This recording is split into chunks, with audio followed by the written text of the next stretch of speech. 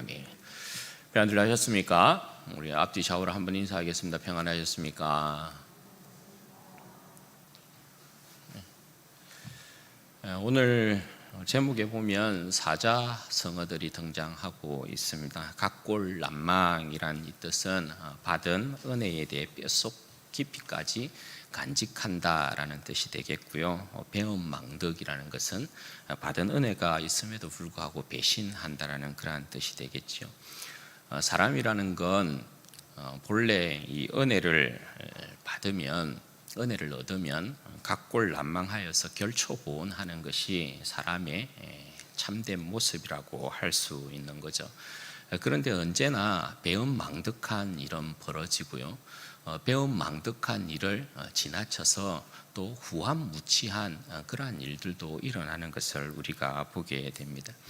여러분, 우리는 모두가 예수 그리스도로부터 큰 은혜를 입은 사람들 아니겠습니까? 우리가 입은 주님의 은혜라는 것이 사실 각골난망보다도 백골난망한 그런 은혜를 입은 우리들이라 할 수 있습니다. 그래서 우리의 삶에서는 결단코 주님의 은혜에 대하여서 배은망덕한 그러한 일들은 있어서는 아니 되고, 그보다 후한무치한 그러한 모습을 보이는 건 더더욱 안 될 것이라고 사료가 됩니다. 오늘 우리가 살피는 본문을 통해서 우리가 이 내용들을 좀 살펴보고 은혜를 나누고자 합니다. 여러분, 먼저 11절 말씀을 한번 보시죠. 예수께서 예루살렘으로 가실 때에 사마리아와 갈릴리 사이로 지나가시라, 그렇게 말씀하고 있습니다. 9장 말씀을 보면 주님께서 성천하실 기약이 이름에 예루살렘으로 올라가기로 굳게 결심하셨다, 그런 표현이 등장하고 있었죠. 그 후로부터는 계속되는 이제 기사의 내용들이 예루살렘을 올라가시면서 일어나는 일들을 계속해서 말하고 있는 것입니다. 지금까지 우리가 보았던 모든 내용들, 지난 시간까지 우리가 계속해서 살펴보았던 내용들이 다 주님께서 예루살렘으로 올라가시면서 일어난 그러한 이제 일들이었던 것이죠. 여기서도 주님께서 예루살렘으로 이제 올라가시는 일에 대하여서 다시 한 번 더 주지를 시키고 있는 것입니다. 예수님께서 왜 예루살렘으로 계속해서 올라가신다라고 계속 강조해서 표현하고 있느냐? 여러분, 예수님께서 왜 계속 예루살렘을 향하여서 그 발걸음을 멈추지 아니하고 계속해서 전진하고 계시는 것입니까? 예수님께서 그곳에서 예루살렘에서 영광을 얻으시려고 하는 것이고, 예루살렘에서 그 역사를 완성시키기 위한 것이죠. 왜 그렇습니까? 예루살렘은 하나님의 도성이고 예루살렘은 하나님의 보좌가 있는 것이죠.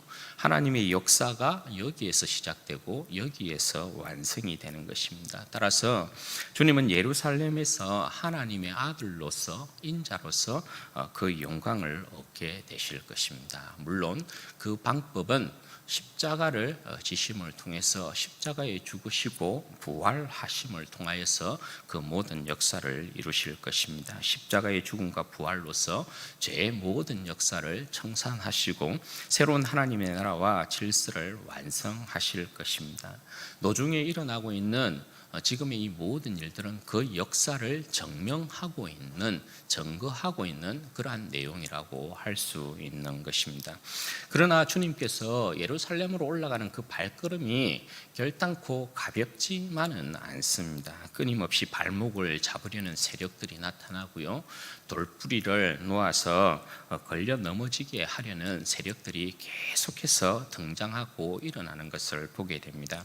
그럼에도 불구하고 우리 주님께서는 결단코 저들에게 항복하거나 꺾이는 일이 없습니다. 그 어떤 세력들의 방해에도 불구하고 예루살렘을 향하여 가는 예수님의 이 발걸음을 멈추게 하거나 돌려놓지 못하게 하고 있다는 것입니다. 오늘도 우리 주님께서 그렇게 발걸음을 예루살렘을 향하여 가시다가 사마리아와 갈릴리 사이의 길을 지나게 되셨습니다.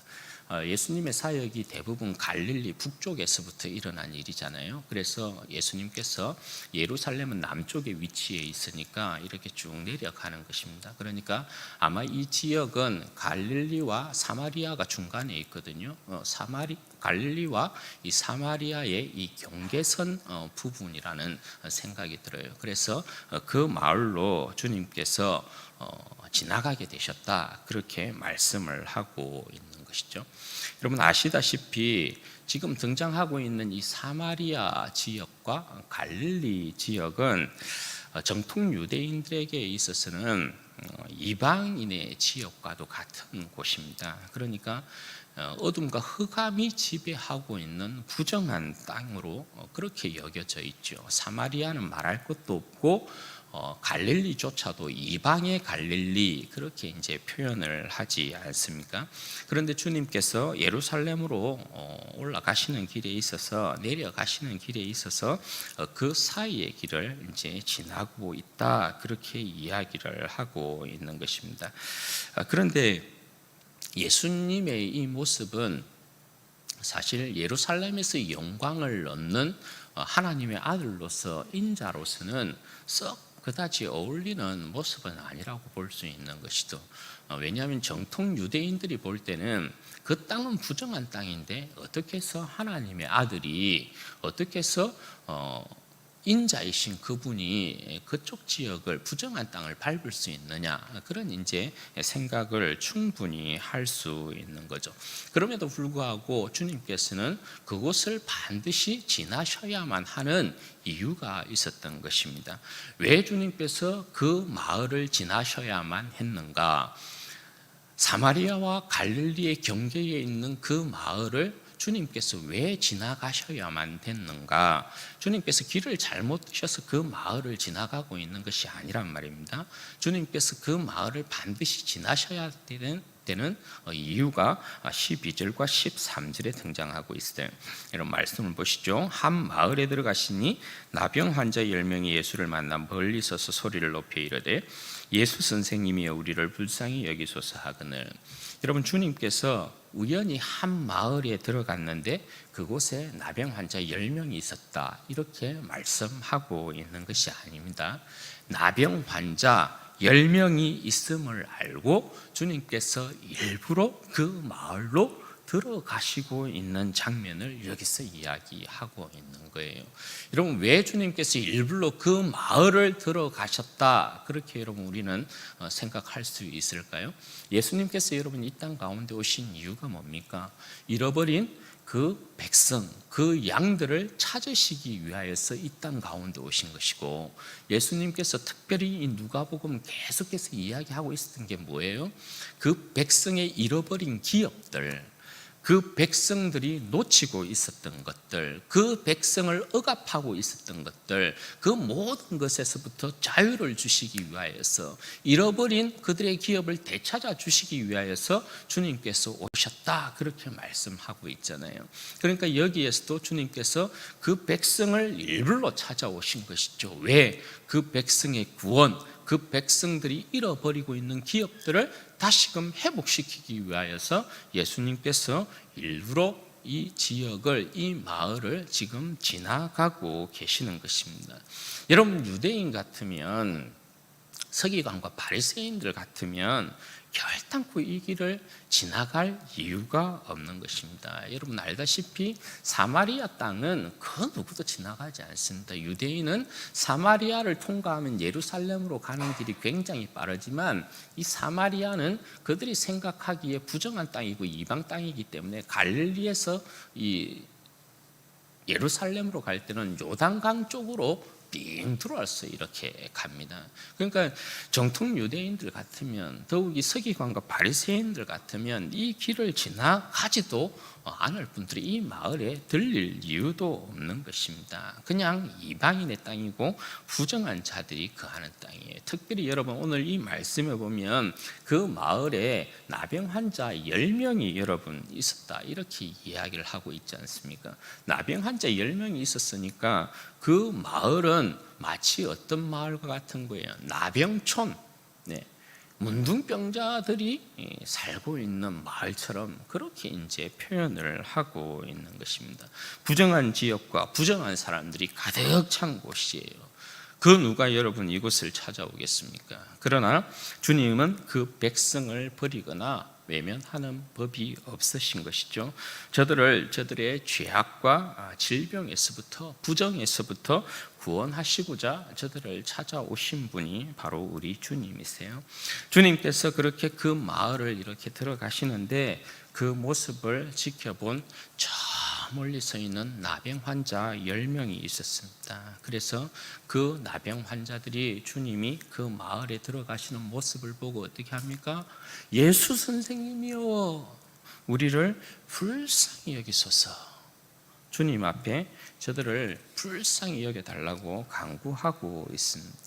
여러분, 나병 환자들이 멀리 서서 주님께서 마을에 들어가실 때 멀리 서서 예수 선생님이요 하고 부를 수밖에 없는 이유가 여러분 무엇이었습니까? 나병 환자들은 사람을 절대 가까이 할 수 없죠. 부정을 옮기는 병이기 때문에 그들은 항상 사람이 지나간다든지 하면 아랫입술을 깨물고 부정하다 스스로 문둥병에 걸렸다는 것을 밝혀야만 했어요. 사람들과 가까이 할 수 없고요, 마을에 살 수도 없어요. 그러니까 마을 밖에 쫓겨나 있는 사람들이 문둥병자예요. 그러니까 마을에 들어가시는 예수님을 보고 멀리 서서 예수 선생님이여, 우리를 불쌍히 여기소서, 그렇게 간구를 하고 있는 것이죠. 여러분, 주님께서 저 소리를 들으십니다. 주님께서 저들의 소리를 들으시고 어떻게 반응하십니까? 14절 말씀에 보면 보시고 이르시되 가서 제사장들에게 너희 몸을 보이라 하셨더니 그들이 가다가 깨끗함을 받은지라. 여러분, 주님께서 저들의 목소리를 들으시고 저들을 주목하여 보셨어요. 그 백성, 그 양들의 목소리를 들으신 주님의 모습, 여기에서 우리가 보게 돼요. 여러분, 그 어떤 사람이 저 문둥병자들의 목소리를 들을까요? 그 어떤 여러분 사람들이 저 문둥병자를 주목하여 볼까요? 아무도 그럴 사람이 없어요. 그런데 주님께서 그 백성의, 그 문둥병자들의 목소리를 들었다라는 것입니다. 그리고 주님께서 저들을 주목하여 보셨어요. 여러분, 주님께서 그 문둥병자들, 나병 환자들을 보셨을 때 마음이 어땠을까요? 모르긴 몰라도 주님께서 그 마음이 참 아팠을 것이라는 생각이 들어요. 그리고 왜 그렇습니까? 문둥병에 걸려있는, 나병에 걸려있는 여러분 환자들의 모습이 어때요? 여기저기가 전부 문드러져 있는 거잖아요. 손이며 발이며 얼굴이며 모든 것들이 다 문드러져 있는 그런 모습이잖아요. 이건 여러분 뭘 이야기해요? 사망의 권세가, 죽음의 권세가 저들을 붙잡고 있다는 걸 이야기하는 거잖아요. 사망의 권세가 저들을 지배하고 있다는 걸 이야기하잖아요. 그 백성이 사망의 권세에 매여 있다는 걸 이야기하잖아요. 그러니까 주님께서 그분의 선한 작품을 만들었을 때는 인간의 모습이 그런 모습이 아니란 말이에요. 그 누구도 하나님의 선한 작품을 망가뜨릴 수 없단 말입니다. 제가 여러분 제 딸을 이렇게 보아도 최근에 제 막내가 모기에 물려가지고 온 만신을 막 긁어가지고 막 피부에 얄궂은 그런 상처난 모습들이 있어요. 그런 모습들을 보면 아비가 그 모습을 봐도 굉장히 여러분 어때요? 속상한 거거든요. 누가 내 이 귀한 작품에다 이런 흔적을 만들어 놨나?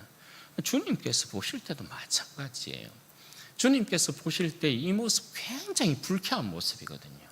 사망이, 죽음의 권세가 막 흔적을 남기고 있는 거여서 주님께서 굉장히 마음 아파하시는 그런 부분이라고 할 수 있어요.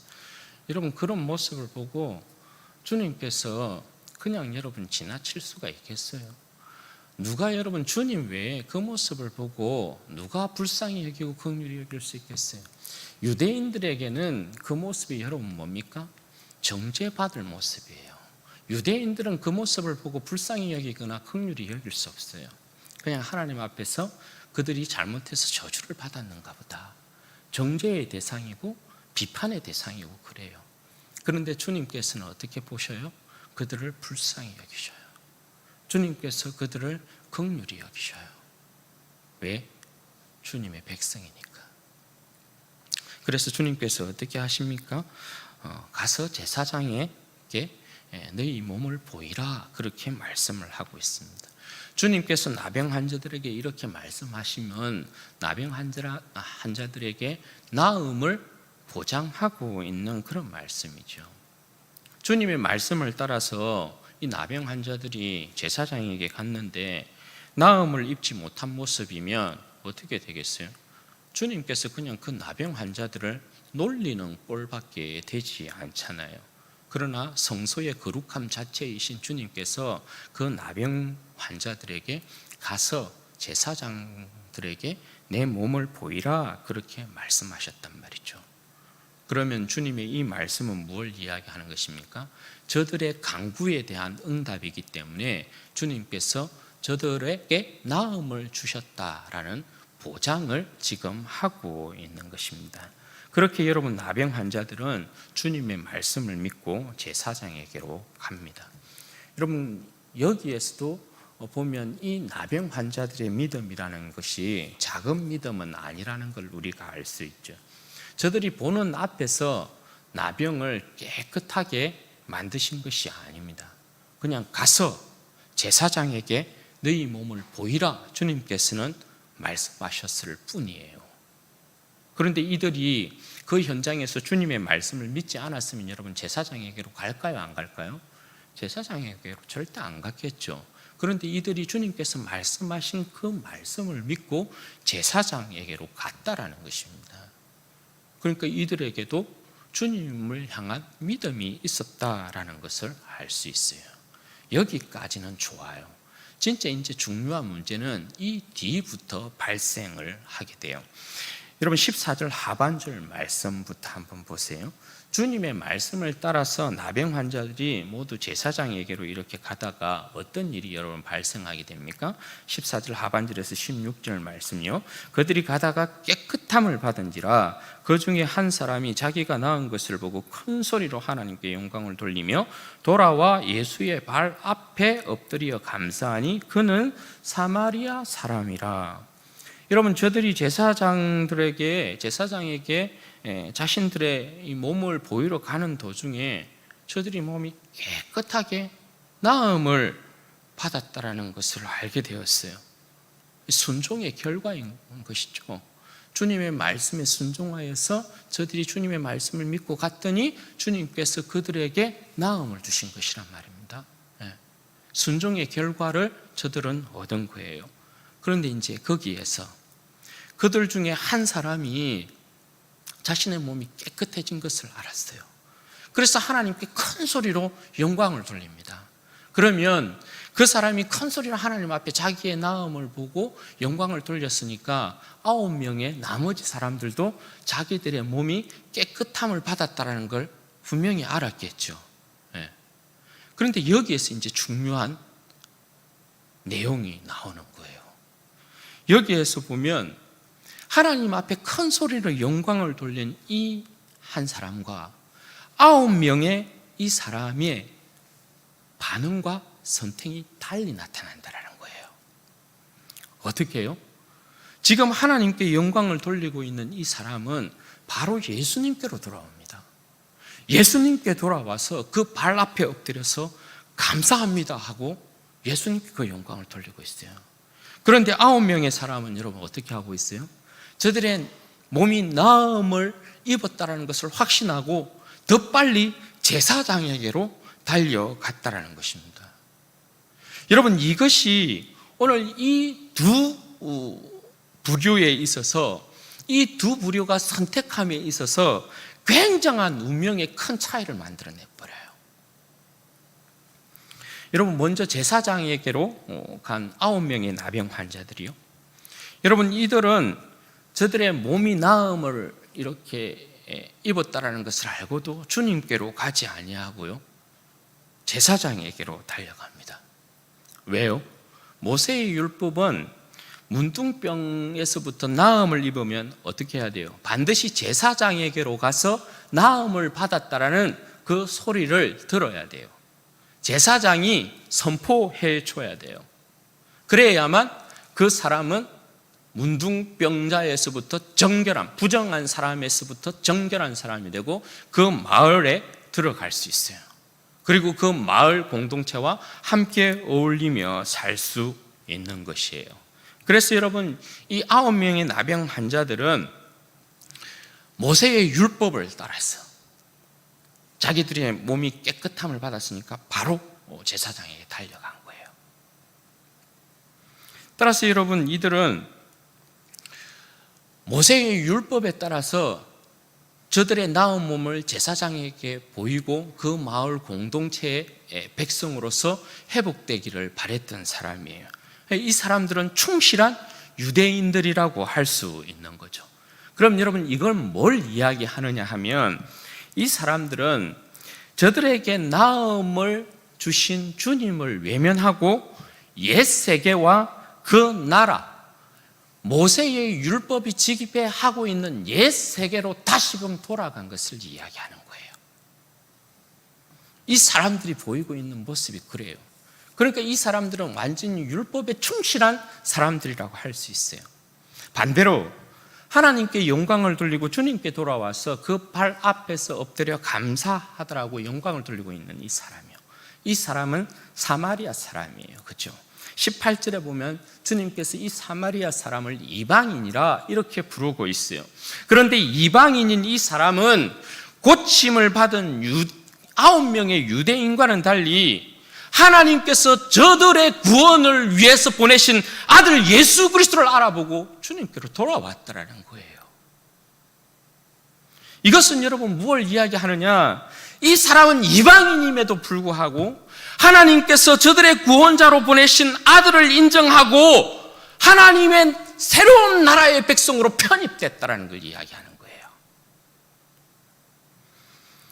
여러분, 이게 굉장히 중요합니다. 여러분, 하나님 나라의 양상은 예수님이 오시기 전과 예수님이 오시고 난 이후의 상황이 완전히 여러분 바뀝니다.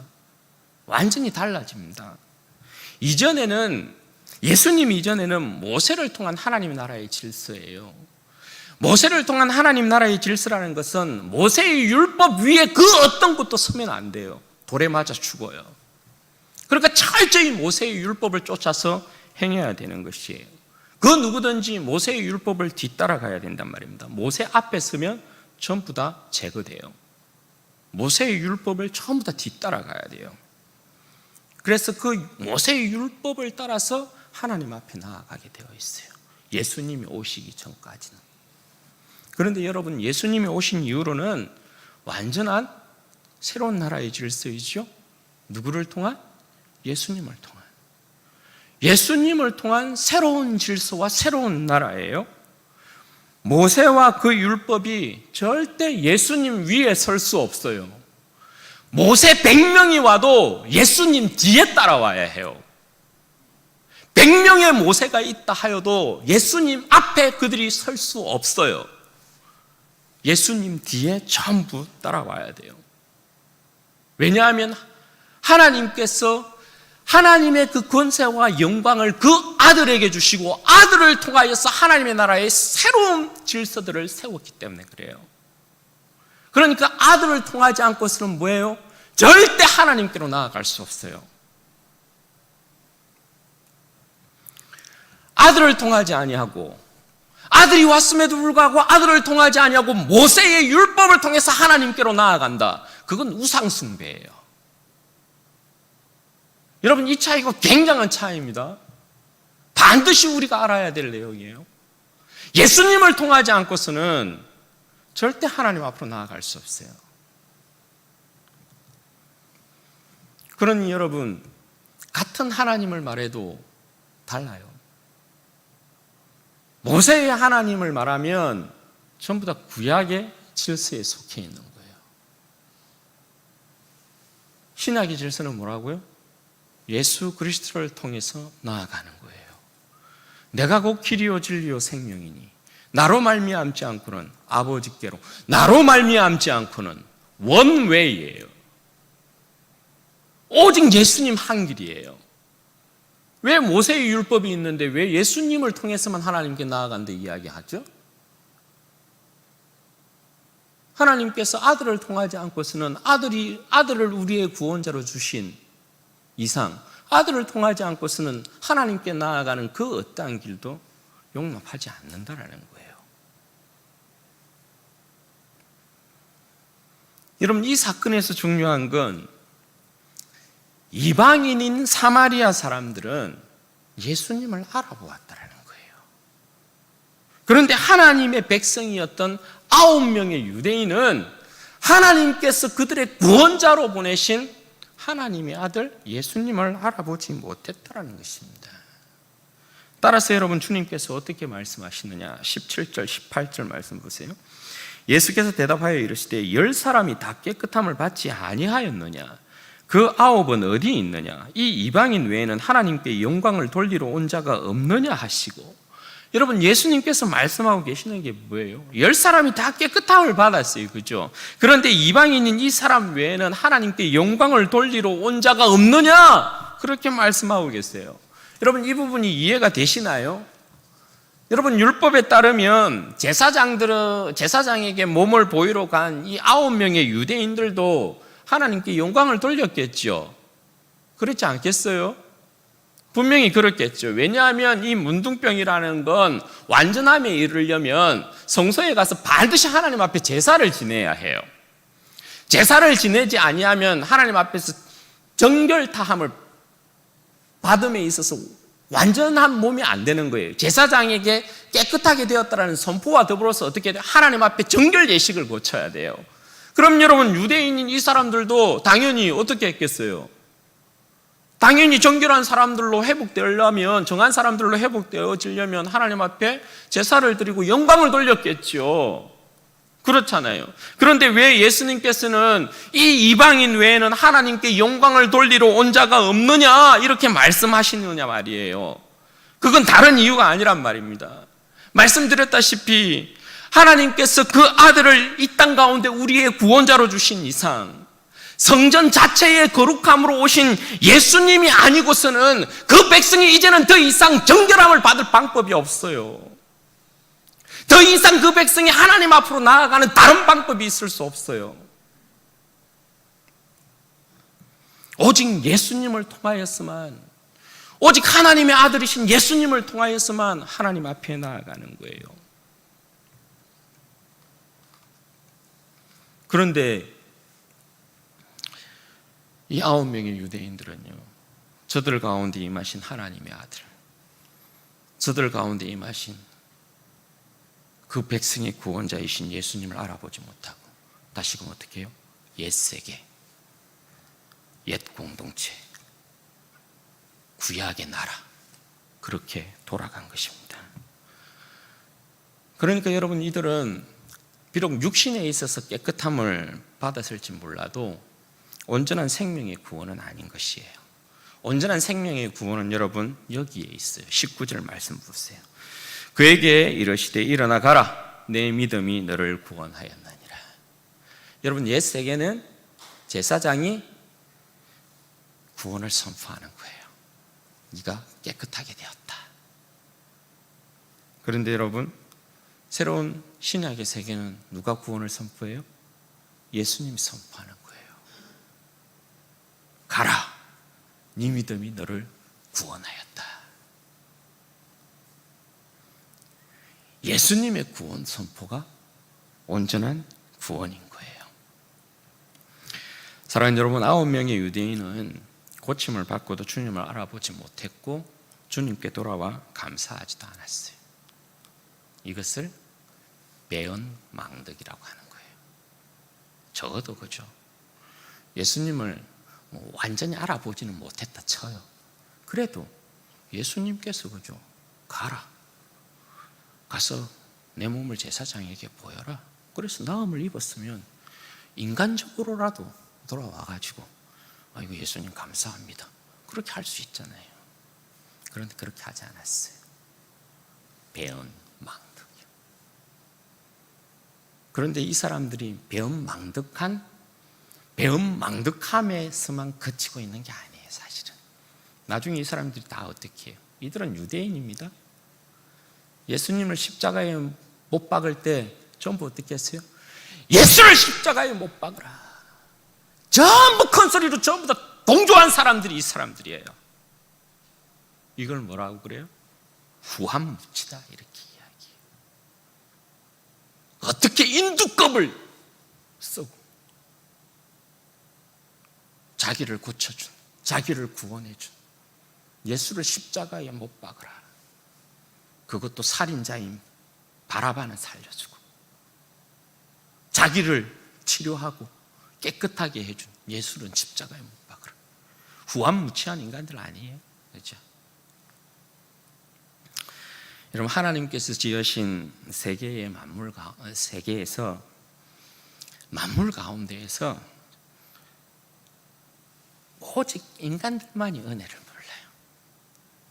인간을 제외하고 짐승을 비롯한 모든 여러분 만물들은 하나님께서 그들을 지으신 은혜라는 걸 알고 하나님 앞에 감사할 줄 알고요, 찬양할 줄 알고요, 하나님께서 만드신 질서에 따라 순종할 줄 알아요. 시편 19편에 보면 이런 말씀이 있어요. 1절에서 4절에 보면 하늘이 하나님의 영광을 선포하고 궁창이 그의 손으로 하신 일을 나타내는도다. 보십시오. 하늘이 하나님의 영광을 선포하고 궁창이 그의 손으로 하신 일을 나타내는도다. 2절 날은 날에게 전하고 밤은 밤에게 지식을 전하니 언어도 없고, 참 멋지죠. 언어도 없고 말씀도 없으며 소리도 없도다. 들리는 소리도 없도다. 그런데 나타난 일이 뭐라고요? 4절에 보면 그 소리가 온 땅에 통하고 그 말씀이 세상 끝까지 이르도다. 이건 뭔 말입니까? 이게 언어도 없고 소리도 없고 들리는 소리도 없고 말씀도 없는데 그게 다 통해. 만물에게는 그게 다 통하면서 뭐예요?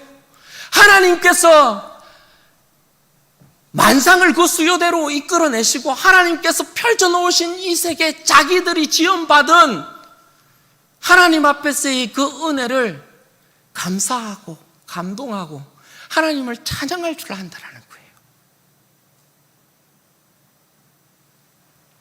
그런데 오직 타락한 인간들만이 이 하나님께서 베푸신 은혜를 몰라요. 그리고 하나님의 등에다 칼을 꽂아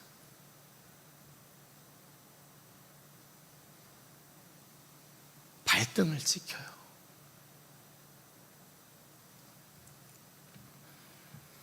이런 배은망덕한 일이 우리 주변에 얼마나 많이 일어나요. 후한무치한 인간들이 우리 주변에 얼마나 많아요. 부끄러운 줄 모르고 뻔뻔하게 얼굴 들고 다니는 그런 사람들 보면 귀신은 뭐 하는지 몰라, 그죠? 그런 사람 안 잡아가고. 사랑하는 여러분, 우리는 어때요?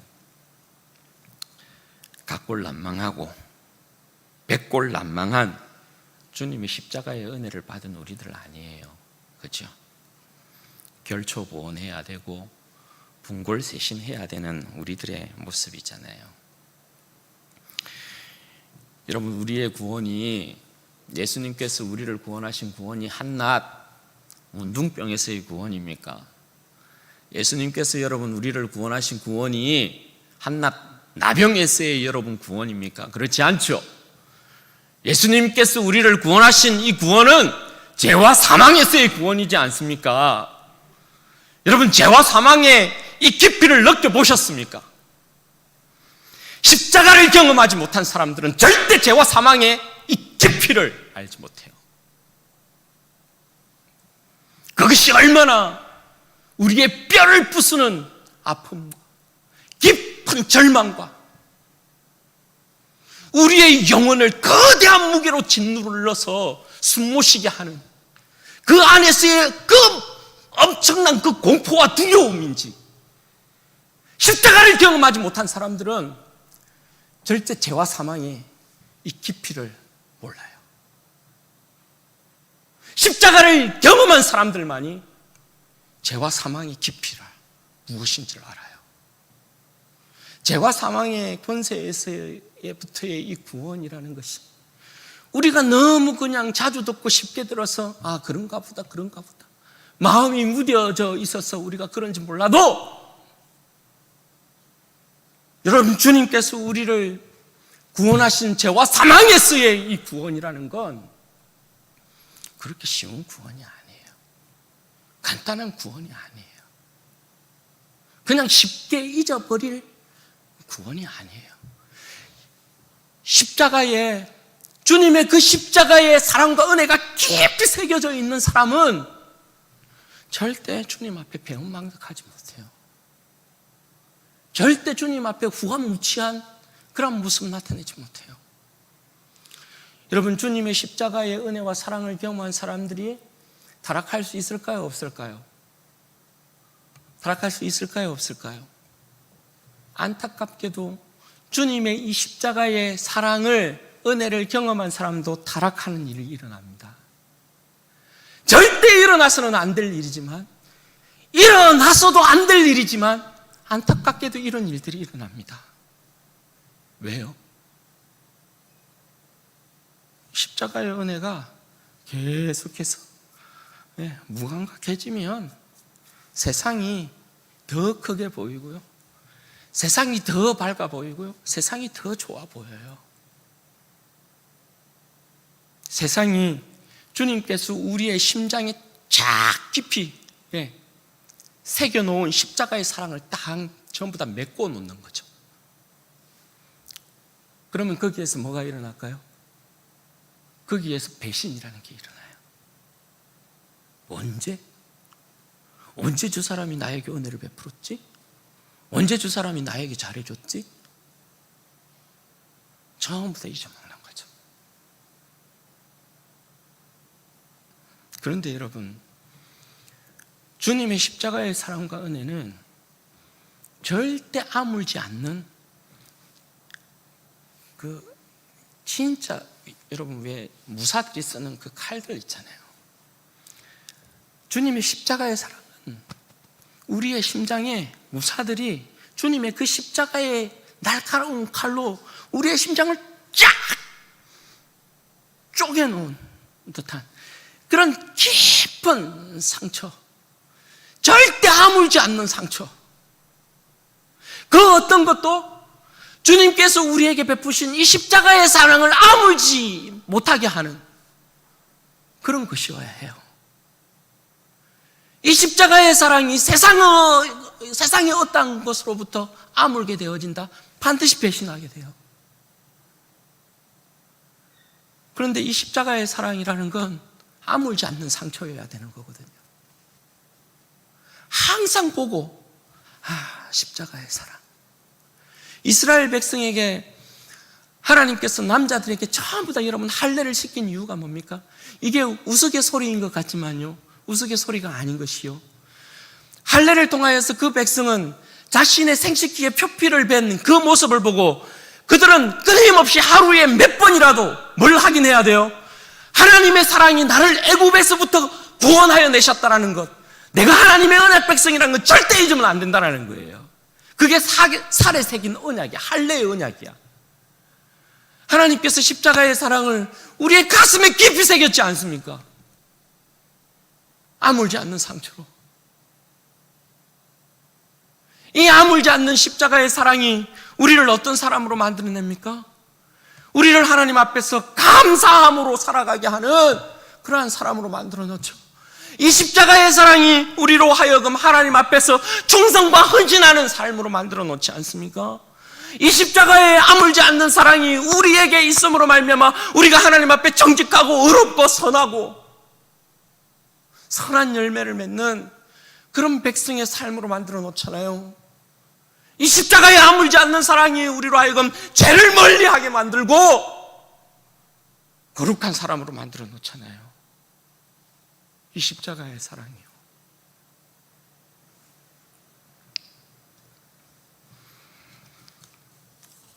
사랑하는 여러분, 어떻게 우리는 각골난망한 이 주님의 십자가의 사랑 가운데 결초부원하고 있으신가요? 분골쇄신하는 삶으로 주님 섬기고 있는가요? 우리가 앞에 불렀던 찬송가 311장이요. 오늘 말씀을 이렇게 준비하면서 찬송가 311장이 생각이 나더라고요. 내 너를 위하여 몸버려 피 흘려 내 죄를 속하여 살 길을 주었다. 널 위해 몸을 주건만 너 무엇 주느냐. 널 위해 몸을 주건만 너 무엇 주느냐. 내 너를 위하여. 여러분, 여기에 우리가 주님 앞에 충성하고 헌신해야 함에 있어서 그 어떤 이유와 변명이 막아설 수 있습니까? 생명을 주신 주님의 사랑 앞에 충성하고 헌신해야 함에도 불구하고 여기에 우리가 그 어떤 이유와 핑계를 대는 것 자체가 여러분 배은망덕한 삶이고 후한무치한 그런 모습일 수 있는 것이죠.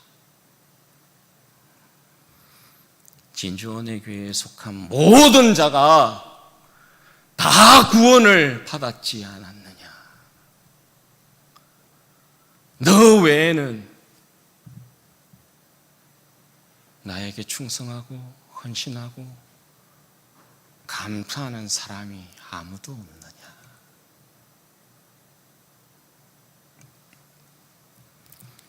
여러분, 주님께서 책망하시는 9사람에 속해 있지 마시고 주님께서 칭찬하는 한 사람에 속하기를 주님의 이름으로 축원드립니다. 주님께서 칭찬하시는 한 사람, 정말 주님께서 주신 나를 구원하신 은혜가 각골난망하고 백골난망하였어. 주님 앞에 제가 끝까지 내 생명 들어서 충성하겠습니다. 헌신하겠습니다. 주님께서 나를 위하여 주님의 생명 아낌없이 내어주셨사오니 내 생명 주님께 온전히 드리나이다. 그렇게 고백하시고 주님 앞에 진정 충성하고 헌신하셔서 주님이 정말 칭찬하는 우리 모든 진주은혜교회 성도들 되시기를 주님의 이름으로 축원드립니다. 같이 한번 기도하도록 하겠습니다. 이 시간에 기도할 때 주님, 제가 주님 앞에 받은 은혜가 참으로 큽니다. 주님의 십자가의 그 사랑과 은혜, 그 구원이 아니었으면 제가 어떤 사람으로 살았겠습니까? 주님으로부터 받은 은혜 각골난망하고 백골난망합니다. 결초보온하고 분골쇄신하는 인생 되게 해주십시오. 주님께서 나를 위해 생명 주심 같이 내가 주님 앞에 내 생명 내어놓고 충성하고 헌신하고 감사하는 그러한 삶 살아갈 수 있도록 하나님 은혜를 베풀어 주십시오. 저에게 믿음 더하여 주십시오. 배은망덕하고 후한무치한 그러한 인간 되지 아니하도록 하나님 저에게 믿음 더하여 주십시오. 은혜 더하여 주십시오. 같이 기도하십시다.